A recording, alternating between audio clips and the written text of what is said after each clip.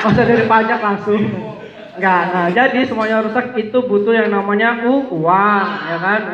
Uangnya dari mana? Uangnya dari pemerintah yang namanya udah di APBN, Anggaran Pendapatan Belanja Negara. Nah, dari mana? Ada opsi pertama yaitu yang namanya sumber daya alam. Sumber daya alam di Indonesia ada banyak ya sih? Ada pertambangan, perkebunan, kelautan. Nah, apabila semuanya diambil, digeruk habis, ya pertambangan bisa habis, perhutanan ditebang juga bisa habis, ikan di lautan juga ya bisa habis, bisa enggak juga ya. Nah, yang tertinggal cuma apa? Yang tertinggal di situ cuma cinta, ya nggak sih? Cinta tanah air.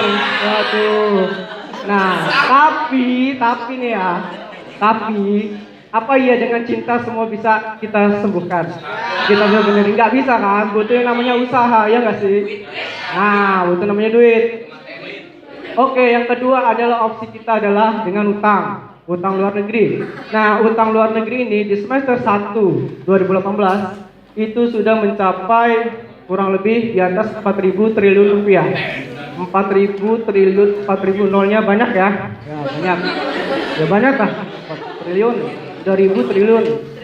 Nah, nggak mungkin kita tambahin. Salah satunya dengan pajak, bener kamu ya? Dengan pajak ternyata, berupa. Oke, dengan pajak. Ada yang tahu pajak itu apa?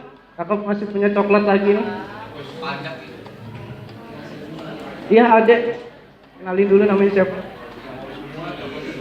Assalamualaikum warahmatullahi wabarakatuh. Nama saya Disanur Fadila dari kelas 12 IPS 3. Menurut saya, pajak adalah iuran wajib yang dibayar oleh masyarakat kepada pemerintah yang manfaatnya itu tidak dirasakan secara langsung.